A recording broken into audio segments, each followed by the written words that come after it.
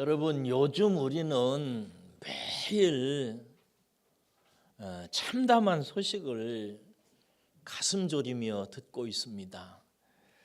저는 오늘 아침도 내내 이 소식에 귀를 기울였습니다. 아실 겁니다. 미국과 이스라엘이 합세해서 이스라엘과 참혹한 전쟁을 지금 계속하고 있습니다. 얼마나 많은 사람이 죽었는지 몰라요. 사랑하는 가족을 잃은 그 가족들의 삶이 앞으로 어떻게 되겠습니까? 그리고 엄청나게 파괴된 그 땅이 다시 회복되려면 얼마나 세월이 흘러야 되겠습니까? 어떤 사람들은 생지옥과 같은 삶을 지금 살고 있을 것입니다. 이들뿐만 아니라 전 세계적으로도 경제적으로 큰 지금 위기를 앞에 두고 있고, 군사적으로도 서로 새로운 국제 질서가 만들어지고 있고, 모든 것이 어떤 거대한 혼돈의 소용돌이에 빠져들고 있는 그런 형국입니다. 무엇이 문제라고 생각하세요? 이스라엘이 문제입니다. 참 당혹스러운 것은 하나님의 언약 백성으로 불린 이스라엘의 모습입니다. 그들은 지금 전쟁이라고 하는 사람이 할 수 있는 가장 악한 방법을 동원해서 평화를 도모해 보겠다고 하고 있습니다. 성경에 기록되어 있지만 전쟁은 누구에게 속했어요? 하나님께 속해 있습니다. 특별히 예수 그리스도가 오신 이후로 사람을 죽이는 일, 전쟁을 하는 일은 하나님께서 절대적으로 금한 일입니다. 심지어 원수까지도 어떻게 하라? 사랑하라 하셨습니다. 하나님이라고 하는 이름으로, 종교라고 하는 이름으로 전쟁을 일삼는 것은 터무니없는 짓입니다. 우리는 그 이유를 로마서 10장을 통해서 이미 들었어요. 하나님께서 이스라엘이라고 하는 한 백성을 부르셔가지고 그들에게 율법을 주시고 그 율법을 깨닫게 도와주셨어요. 그렇게 깨달아서 그리스도 예수 안에서 베푸실 은혜 안으로 들어오도록 하나님께서는 이스라엘을 그렇게 안으려고 노력했습니다. 그러나 그들은 그렇게 은혜의 하나님의 복음으로 오신 예수 그리스도를 십자가에 매달아 죽입니다. 그리고 그를 통해서 완성된 은혜의 복음을 배척합니다. 그리고 그 은혜의 복음을 믿는 하나님의 백성들을 그 나라에서 쫓아내버렸습니다. 그 결과로 이사야가 이미 예언했듯이 그들은 머리끝부터 발끝까지 그 이후로 수천 년 동안 엄청난 고생을 하며 삽니다. 머리끝부터 발끝까지 메마른 흔적으로 가득한데도 그들은 돌이키지 아니하고 지금도 전쟁이라고 하는 이 흉악한 방법으로 평화롭게 살아보겠대요. 이런 이스라엘을 보면서 우리는 한편으로 탄식하며 하나님께 이렇게 말할 수도 있지요. 하나님, 그 나라를 향한 하나님의 뜻은 대체 어떻게 된 것입니까? 그런데 여러분, 오늘 바울은 오늘 본문을 통해서 이 역사적인 비극, 이스라엘의 현재 이 비극 이면에 흐르고 있는 하나님의 놀라운 지혜의 경륜이, 지혜의 심연이 있음을 우리에게 보여주고 있습니다. 그리고 이스라엘뿐만 아니라 여전히 교만하게 살고 있는 저와 여러분들의 인생 가운데에도 예수 그리스도를 믿는 우리의 삶에도 이 동일한 하나님의 지혜의 심연이, 경륜이 우리의 삶 이면에 흘러가고 있음을 바울은 우리에게 전해주고 있습니다. 오늘 이 말씀을 통해서 세계사를 이해할 뿐만 아니라 여러분의 개인사 깊은 내면에 흐르고 있는 하나님의 놀라운 은혜를 발견하고 깨닫고 이해할 수 있었으면 참 좋겠습니다. 할렐루야. 먼저 25절에서 32절을 보십시오. 여기 보면은 이스라엘 이야기가 나옵니다. 하나님의 은혜의 길을 버리고 예수 그리스도를 버리고 악한 길로 들어섰다고 이렇게 얘기합니다. 그런데 바울은 이 이스라엘의 완악함이 하나님의 신비한 경륜 안에서 이방인을 구원하는 통로가 되게 만드십니다. 이스라엘이 예수 그리스도를 죽이고 그를 믿는 자들을 내쫓았습니다. 그 내쫓긴 자들이 이스라엘에서 핍박을 받아서 나와서 세계로 돌아다니면서 복음을 전하기 시작했고, 그 복음이 극동에서 유럽으로, 중동에서 유럽으로, 유럽에서 서방으로, 서방에서 여기 극동으로 흘러 들어와서 우리가 하나님을 알게 되었고 예수 그리스도 안에서 나타난 하나님의 복음을 받아들이고 구원을 받고 하나님을 찬양하고 영혼의 평강을 찾는 삶을 우리가 누리고 있습니다. 할렐루야. 이것이 이스라엘이 하나님의 그리스도를 거부하고 복음을 멀리한 것을 통해서 어떻게 온 세계에 하나님의 복음이 전파되게 되는지를 바울은 얘기하고 있습니다. 이것이 하나님의 역설적인 신비인 것입니다. 이제 바울은 그렇게 하나님의 복음을 은혜로 받은 이방인 성도들이 유대인들의 불순종을 보면서 교만해질 것을 지적합니다. 이것은 사실입니다. 한국 땅에도 지난 100여 년 동안 하나님께서 선지자들의 피값으로 복음이 전달되게 되어졌고, 이 땅에 하나님의 복음이 들어와서 하나님을 믿고 교회 안에 영광을 누리는 사람들이 많아졌습니다. 그런데 그 후로 교회는 타락하고 성도들은 교만합니다. 요즘 성도들은 여러분들만 빼놓고 요즘 성도들은 말씀을 별로 안 좋아합니다. 제가 어렸을 때 충청도 서천군 서면 도둔리에 복음이 들어왔을 때 바닷가에 천막을 치고 목사님 초빙해서 설교를 하면은요, 하루에 3시간, 4시간씩 했습니다.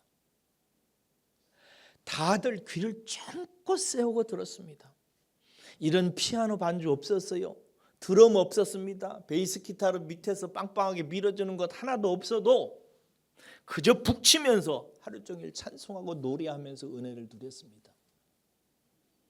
그런데 지금은 교회에서 무슨 콜링을 해도 오지도 않고 와서 예배도 드리는 것도 예전 같지가 않고 하나님의 말씀에 순종하는 마음도 정말 예전 같지 않습니다.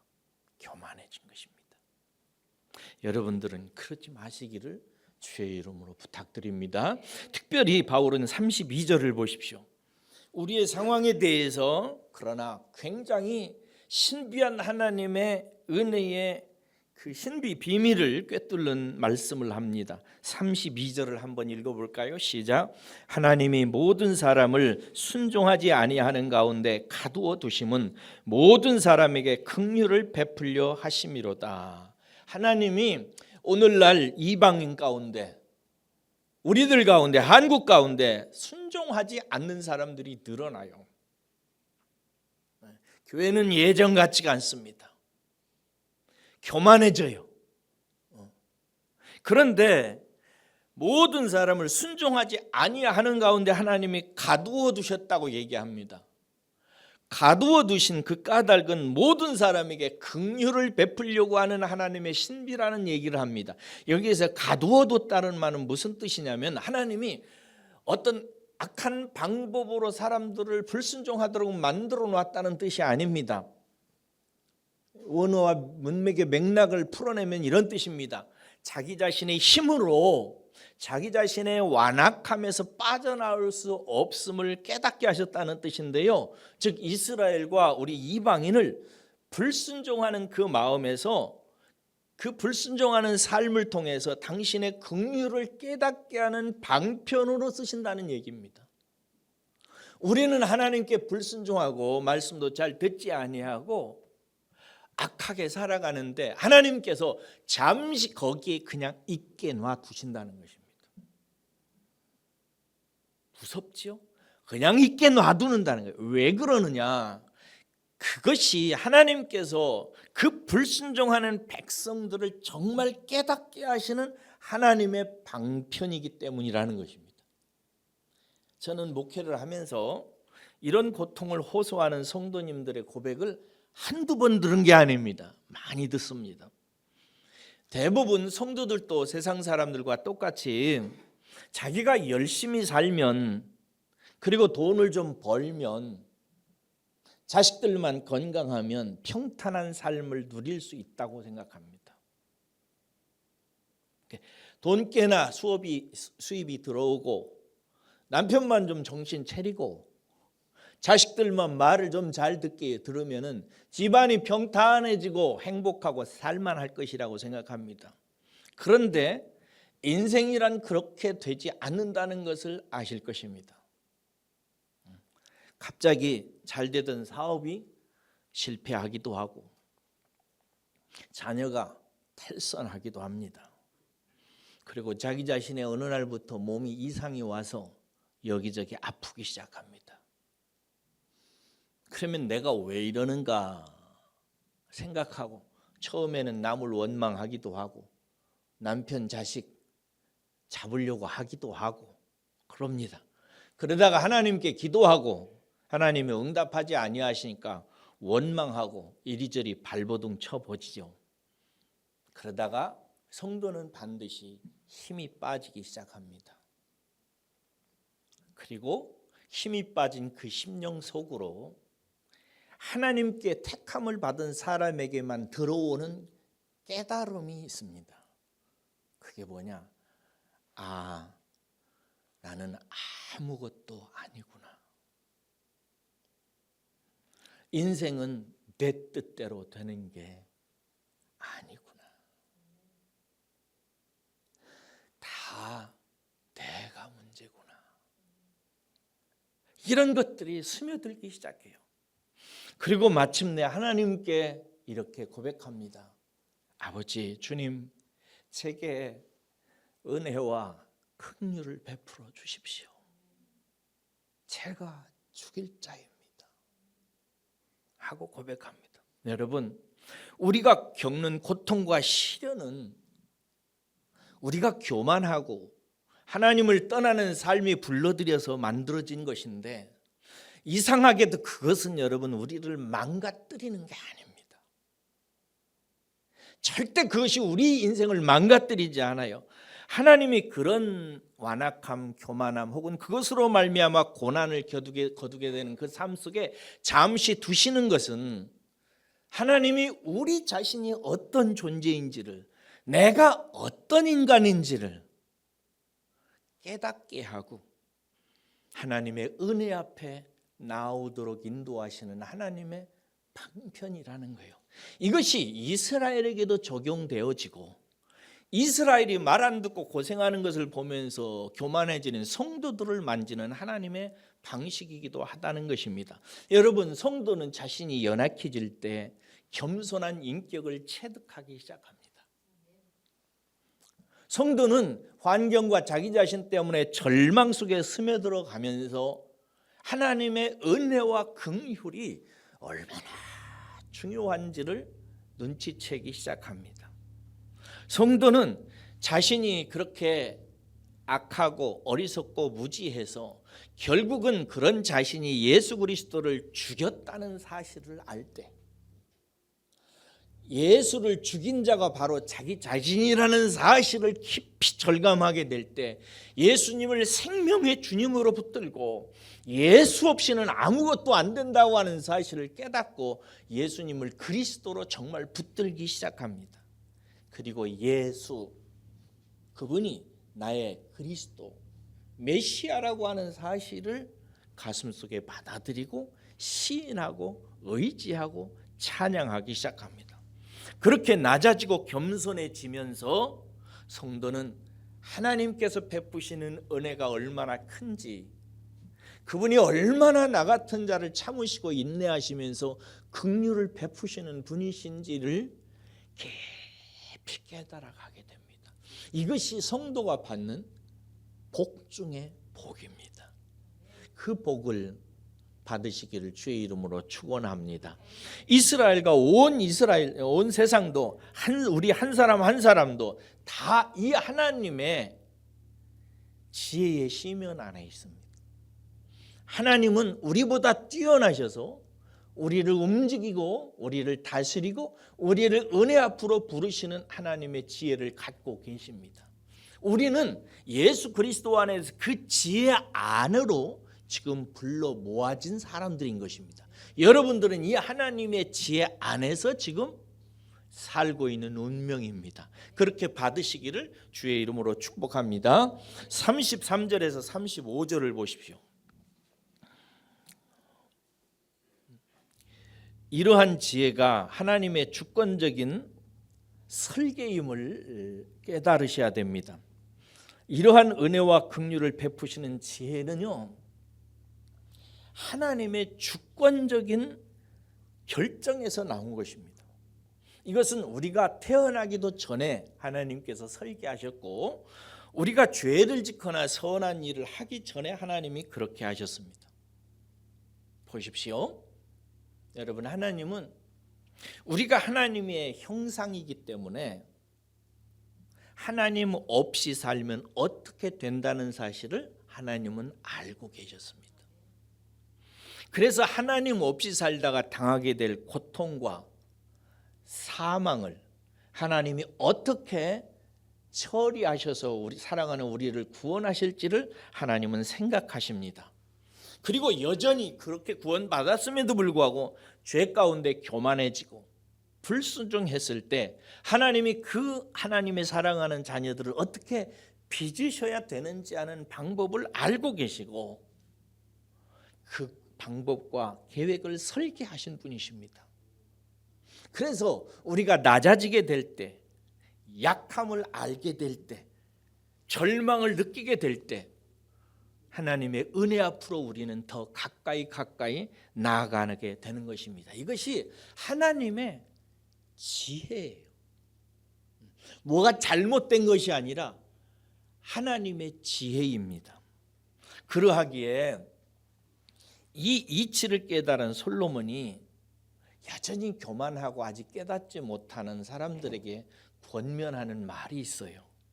잠언 16장 18절에 가보면 한번 가볼까요? 잠언 16장 18절 가보세요. 구약성경 잠언 16장 18절입니다.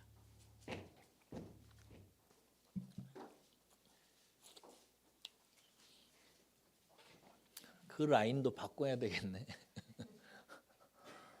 그놈이 문제였군요. 이게 사람도 한 5, 60년 쓰면은 고장 나잖아요. 저것도 지금 한 5, 6년 쓰니까 이제 문제가 생기기 시작하는 거예요.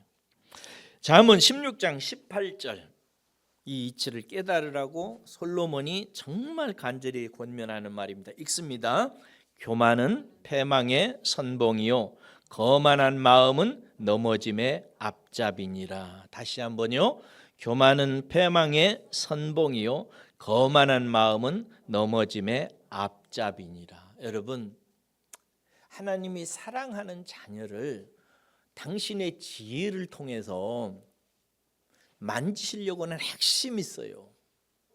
교만하고 거만한 마음을 꺾으셔서 낮아지고 깨어지고 겸손한 마음으로 바꾸시는 것입니다. 이것이 하나님이 당신의 자녀들을 붙드시고 인도하시는 하나님의 깊은 지혜입니다. 사랑하는 믿음의 가족 여러분, 부탁합니다. 나이가 들수록 강해지지 마세요. 나이가 들수록 뭔가 안다고 생각하지 마세요. 어저께 제가 어떤 사회 토론 인터뷰를 보는데 어떤 학자가 그러더라고요. 자기는 65세가 넘어가면서부터 마음에 새기는 게 있다는 거예요. 그게 뭐냐? 사람이 60세, 65세가 되면은 어리석어지기 시작한다는 사실을. 그러나 보통 사람들은 그렇게 생각하지 않는답니다. 대부분의 사람들은 나이 60이 넘어가면 내가 뭘 안다고 생각한답니다. 자기가 지혜가 있다고 생각한대요.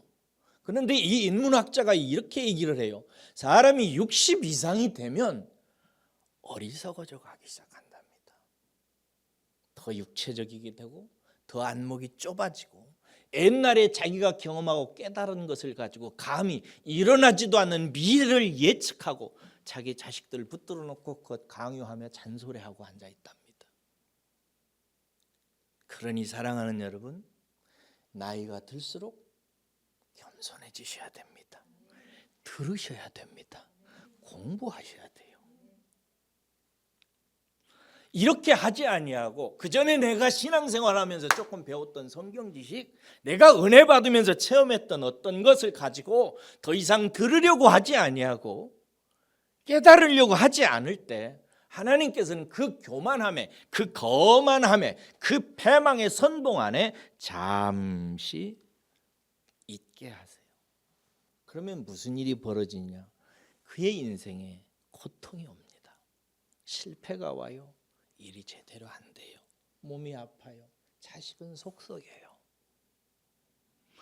그러다 보면 깨지기 시작합니다. 이렇게 깨어질 때 하나님께 부름을 받은 하나님의 백성들에게 나타나는 특징이 있어요. 하나님께 부름을 입지 않은 사람은 이렇게 생각 안 합니다. 그런데 하나님께 구원함을 받은 사람들의 성도들의 특징이 있어요. 그게 뭐냐면 자기 자신을 성찰합니다. 그래서 내가 잘못 살았구나. 내가 문제구나. 내가 너무 교만해졌구나. 하나님, 제가 죽일 놈입니다. 제가 저의 원수입니다. 저를 불쌍히 여겨주십시오. 저는 하나님의 은혜가 없이는, 하나님의 긍휼하심이 없으면 저는 못 삽니다. 예수님이 전부입니다. 라고 고백하기 시작해요. 이게 하나님의 지혜다 이 말이에요. 이스라엘이라고는 나라도 하나님께서 그렇게 만지셔서 남은 자들이 가득 찰 때까지 하나님께서 반드시 구원하신다는 것이 오늘 로마서 11장의 이스라엘이야 된 결론입니다. 그런데 어떤 성도는 신앙생활을 오래 하면서 자기도 모르는 사이에 소위 자기 공로주의에 스스로 빠지기 시작합니다. 그러면서 어렵고 힘들면 심지어 이렇게까지 해요. 남이 했다는 게 아니라 제가 했다는 겁니다. 내가 이만큼 헌신했는데 하나님 이런 거 정도는 들어주셔야 되지 않아요?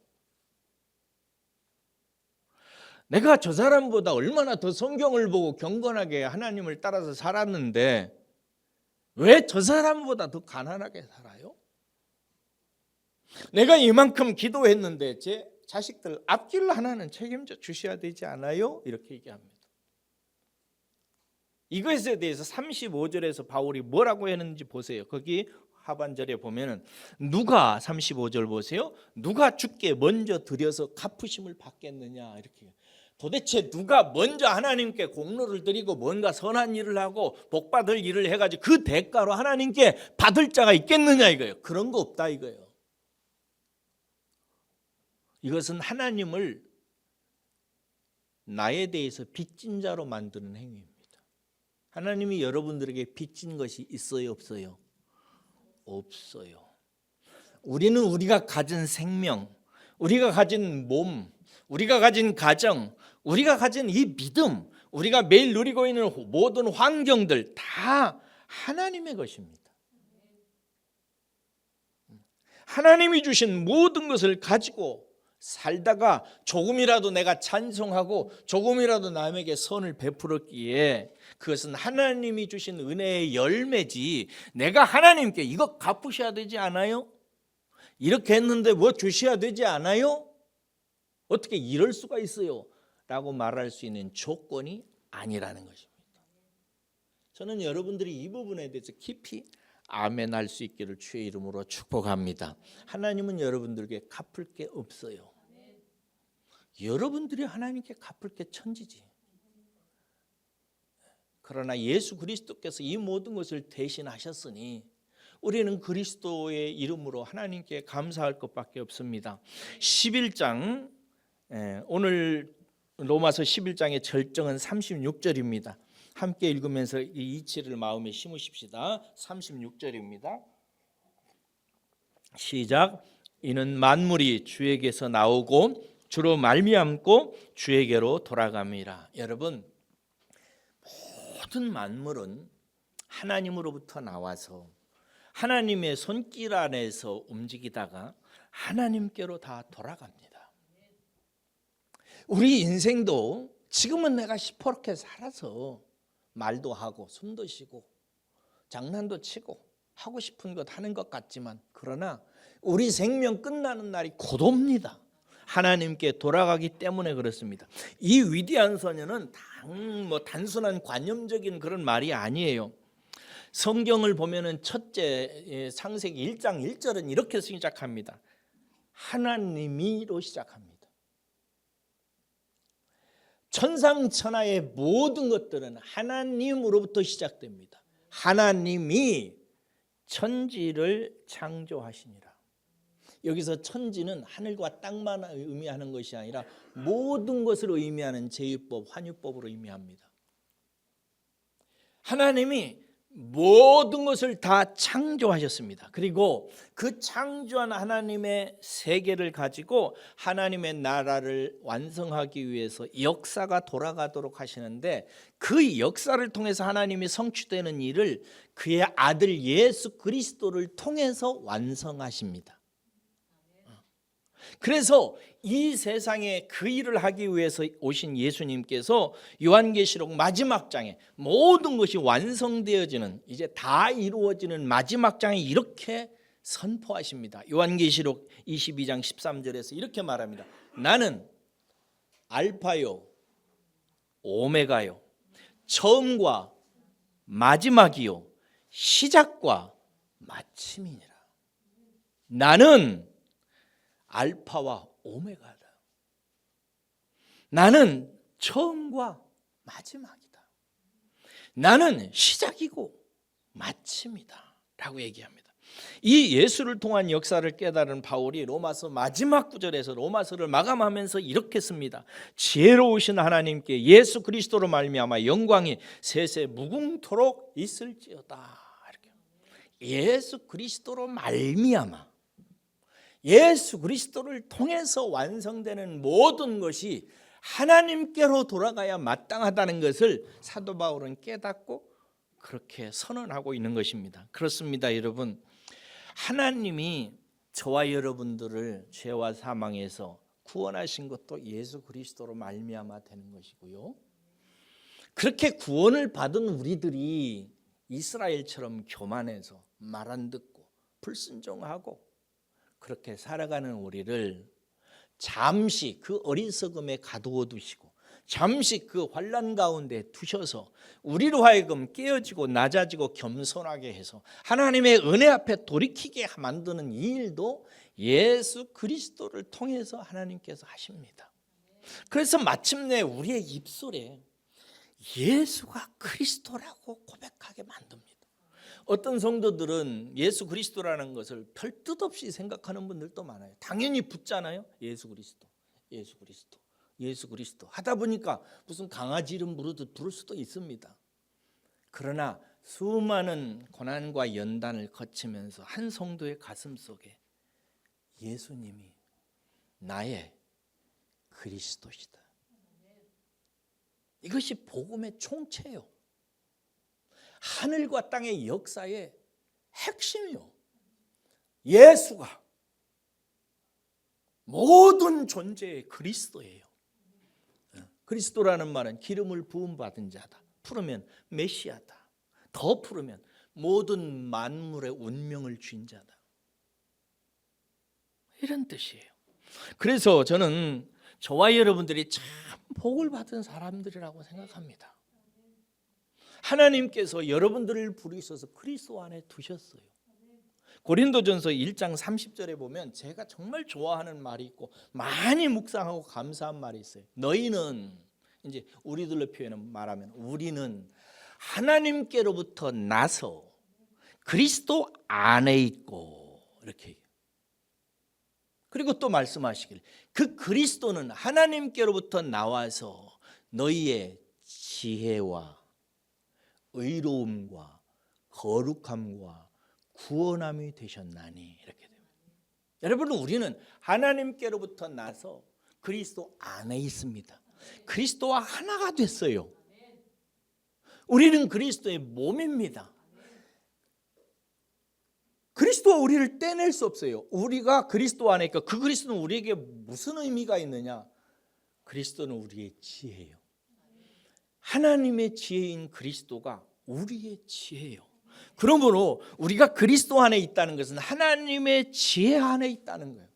우리는 모두 다 하나님의 지혜 안에 지금 살고 있어요. 하나님의 지혜는 우리를 떠나지 않습니다. 그리스도 안에 있는 지혜도 우리에게서 떠나지 않습니다. 그 그리스도 안에 있는 지혜가 우리의 것이기에 우리는 하나님께 의롭다함을 늘 받는 사람들입니다. 의롭다함을 받는 사람이기 때문에 세상 사람들과 비교할 수 없어요. 우리는 거룩한 사람들입니다. 세상 사람들은 돈을 몇 푼을 벌었던 얼마나 키가 크든 얼마나 예쁘든 상관없어요. 하나님이 볼 때는 세상 사람들과 우리는 완전히 구별된 사람들입니다. 사랑하는 여러분, 저와 여러분들은 거룩한 사람들입니다. 예수 그리스도 하나요. 그렇기 때문에 우리의 구원은 확신합니다. 그래서 사도 바울이 고린도전서 1장 30절에 그렇게 얘기하는 거예요. 너희는 하나님께로부터 나서 그리스도 안에 있고 그리스도는 하나님으로부터 나와서 우리에게 지혜와 의로움과 거룩함과 구원함이 되셨나니, 되고 있다도 아니고 될 것이다도 아니에요. 과거 완료예요. 과거 완료가 무슨 뜻이라고 그랬어요? 옛날에 발생해서 성취된 일인데 지금까지 계속해서 영향을 미치고 있다는 거예요.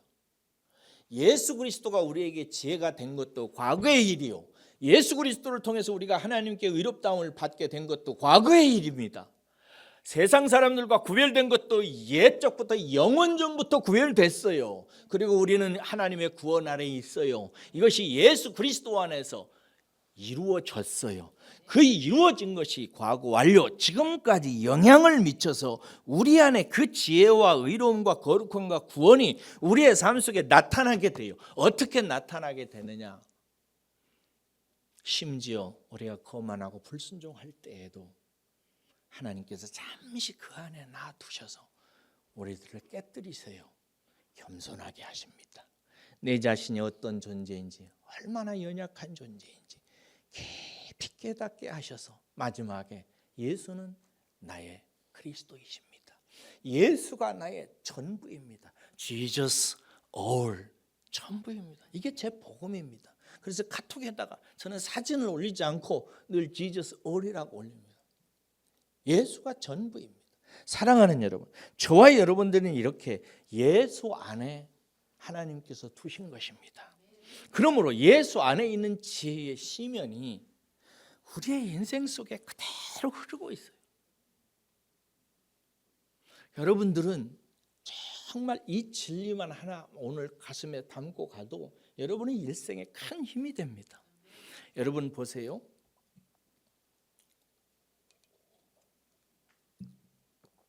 자식이 아버지를 깨닫는 게 얼마나 중요한지 모릅니다. 아버지를 경험하는 것, 좋은 아버지를 경험하는 것. 어린아이가 아버지와 같이 가는 길은 두렵지 않습니다. 자기가 강해서 그런 것이 아니잖아요. 어린아기는 아버지와 함께 험한 길을 기를 때 깨닫는 게 있습니다. 그 길을 걷다가 넘어지고 쓰러질 때 깊이 알아가는 게 있어요. 그리고 길을 잃어버려서 깜깜한 밤에서 헤맬 때 깊이 알아가는 게 있습니다. 아버지가 정말 내게 필요하구나. 아버지가 정말 좋은 분이구나. 나는 아버지만 있으면 무슨 길도 함께 걸어갈 수 있어. 라고 하는 것이 자식이 아버지를 둔 자식의 복에 관한 깨달음이에요. 그러나 어떤 분들은 세상에 살면서 그런 아버지를 못 둘 수가 있어요. 그렇죠? 이상한 아버지가 세상에 참 많습니다. 그래서 자식들에게 오히려 아버지가 없으면 좋겠다 라고 하는 것을 가슴에 새기는 분들도 있어요.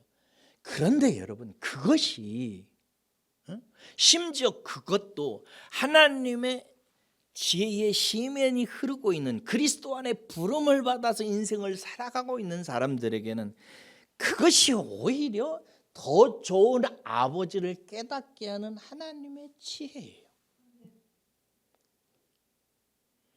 그래서 하나님께 부름을 받은 사람들은 이상한 어머니를 만났는데 오히려 더 따뜻한 성령님을 체험하고요, 아버지로부터 온갖 상처를 받았는데 거룩하고 자비롭고 한이 없으신 하나님의 아버지를 경험하고 체험하고 노래해요.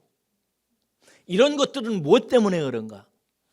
예수 그리스도 안에 있는 하나님의 지혜, 사람을 만들어내는 그 지혜, 거만하고 오만하고 혹은 실패하고 낙심하고 병들고 죽을 지경이 되어도 그 속에 하나님의 사람 만드는 지혜가 그의 인생 속에 강물처럼 흘러가고 있기 때문에 경험되어지는 것들이에요. 그러므로 사랑하는 여러분, 내가 예수 그리스도를 믿는다면, 내가 예수 그리스도 안에 있다는 사실을 믿으시고, 내가 예수 그리스도 안에 있으면 예수 그리스도 안에 있는 그 지혜와 그 의로움과 그 거룩함과 그 완전한 구원이 내 인생의 역사의 광맥을 타고 내 심령 속에, 내 인생 속에, 내 일상 속에 흐르고 있다고 하는 이 바울의 가르침을 믿으시기를 주의 이름으로 축원합니다. 그래서 오늘 본문 말씀이 하나님의 은혜와 긍휼의 큰 제목이지만 지혜의 시면이라고 이렇게 얘기하는 거예요. 하나님의 지혜의 시면 안에 우리가 있다는 것입니다. 사랑하는 여러분, 그러므로 예수 그리스도께 감사하고 하나님께 영광을 돌리고, 그리고 더욱더 어렵고 힘들 때일수록 교만하지 마시고 억지 부리지 마시고 겸손하게 낮아져서 은혜 앞으로 나오는데 성공하셔야 돼요. 민족적으로 그렇게 하지 않은 놈들이 있는데 이스라엘이에요. 그래놓고 지금 평안하게 살아보려고 무슨 일을 하고 있어요? 폭탄 쏟아붓고, 어린아이들 공부하는 학교에다가 폭탄 쏟아부어서 수백 명씩 애들까지 죽이고 별짓을 다 합니다. 이스라엘 백성들이 이 전쟁에요, 세계 다른 나라 백성들은 대략 한 80-90%가 이 전쟁을 반대합니다. 그런데 이스라엘 사람들은 80-90%가 찬성해요. 이게 어떻게 된 거예요? 아주 민족적으로 악해지고 교만해지고 지혜를 잃어버린 것입니다. 그런데 하나님이 바울을 통해서 말씀하세요. 그들을 그렇게 해서 마침내 그들로 하여금 하나님의 은혜 앞으로 부를 것이다. 그래서 그들 중에 남은 자들이 가득 찰 때까지 하나님께서는 중단하지 않고 일하실 것이다 라고 얘기해요. 그래서 제가 여러분들 보고 기도하자고 할 때 이스라엘하고 미국하고 뭐 이기게 하고 뭐 이란 이기게 하고 이런 거 하자고 하는 게 아니라, 제발 하나님 이스라엘이 정신 차려서 하나님의 은혜의 복음 앞으로 돌아오게 하셔서 이 고단하고 힘든 삶 사는 우리들 삶에 천국을 맞이하는 주님 오시는 날 빨리 앞당겨지기를 저는 원합니다. 저는 주님 빨리 왔으면 제발 좋겠어요. 그런 마음으로 기도하시고, 여러분들도 겸손하시고, 솔로몬이 얘기했듯이 교만의 선봉에 서지 마시고 거만의 앞잡이가 되지 마시고 늘 겸손하게 주님의 은혜를 구하는 분들이시면 하나님께서 여러분들에게 더 좋은 길을 내실 줄로 믿습니다. 기도하겠습니다.